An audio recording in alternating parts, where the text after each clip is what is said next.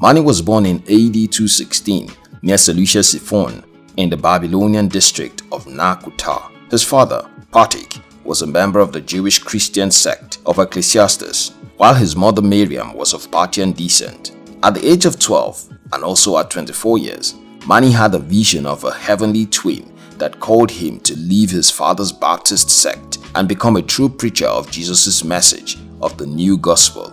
Although Mani had been raised in a heterodox Babylonian environment, the community where he lived was of Jewish Christians mingled with some Gnostic features that believed in the incarnations of heavenly apostles. Due to the vision, Mani journeyed to India to study Hinduism. He broadened the philosophies surrounding it and also indulged in the study of Buddhism. According to Al-Biruni, a 10th century Iranian scholar, Mani journeyed to India only because he was banished from Persia. But this is considered either as an error or perhaps a second journey he undertook. He returned in 2042 and dedicated himself to Shapur I. He also dedicated the one work he wrote in Persian, Shaburagan, to Shapur. Whatever Mani's intention had been is not known, but Shapur did not convert to Manichaeism. He remained Zoroastrian, but did favor the teachings of Mani. Mani's teachings were a combination of Christianism, Zoroastrianism, and Buddhism. By the mid-20s, Mani believed that salvation could be obtained through education, chastity, fasting, and self-denial. According to Al-Biruni, he also claimed to be the Paraclete and the last prophet promised in the New Testament. It is also believed that Mani performed miracles that included levitation, healing, and teleporting to aid him in gaining converts in the Iranian elites. His teachings were planned to exceed and succeed that of Christianity, Buddhism, and Zoroastrianism, and were based on rigid dualism of good and evil that were locked in an eternal struggle. Although in the early days of his religion, it was not a movement strictly of Christian Gnosticism, Mani did declare that he was the disciple of Jesus Christ. The Manichaean poetry also exalts Jesus and Mary, his mother, with the highest reverence. The Manichaean tradition also claims that man was reincarnated in different religious figures such as Buddha, Jesus, and Zoroaster. His followers organized themselves in the structure of the church and were divided into class of elects and auditors.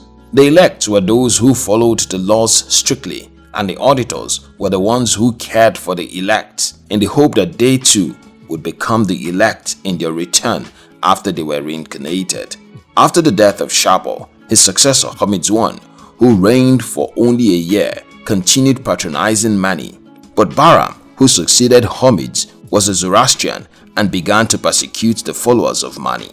He also incarcerated Mani, who died in prison within a month of being incarcerated in 274. According to some sources, Mani spent his last days comforting his followers and admonishing them that death has no other consequence than the return of his soul to the realm of light. His followers depicted his death as crucifixion in relation to the crucifixion of Jesus. Al-Biruni states that it was Bahram who ordered that Mani be executed. A story also states that Mani was flayed and his body suspended over the main gates of the city of Gudeshapur, but there is no historical verified basis for this account.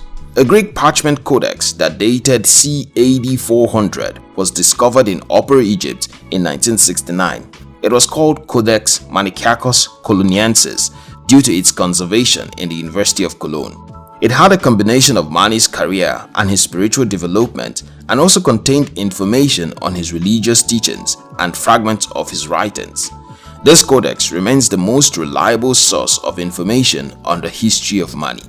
Mani's canon had 6 works that were originally written in Syriac, another in Persian. Although none of the books have survived in their complete form, several fragments and quotations survived.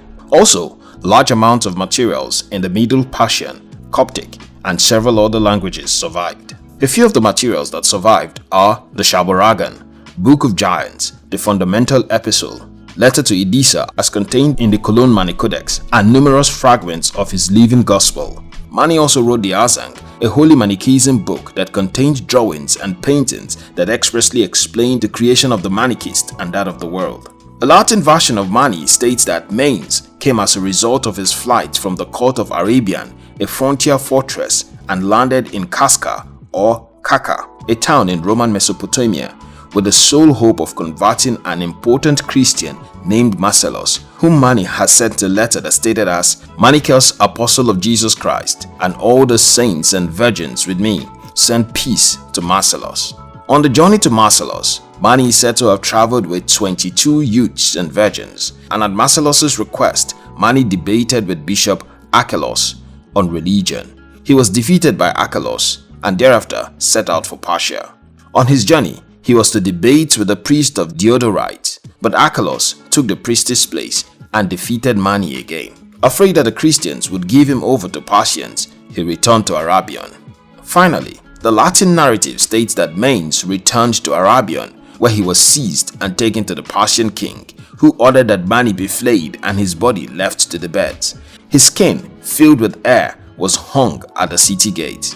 However, the Western Christian tradition of Mani is based on Socrates of Constantinople, who was a 5th century historian. He wrote that one Sacatianos, a Saracen and husband of an Egyptian woman, was one who introduced the doctrine of Epidocles and the Pythagoras into Christianity.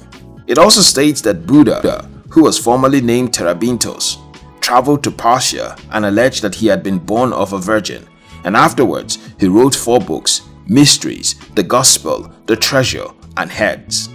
While Terabintos was performing his mystic rites, a demon hauled him down a precipice and he got killed. The woman who had lodged Terabintos buried him and took over his property. She then brought in a 7-year-old boy named Kubricus, whom she educated and left the property and books of Terabintos.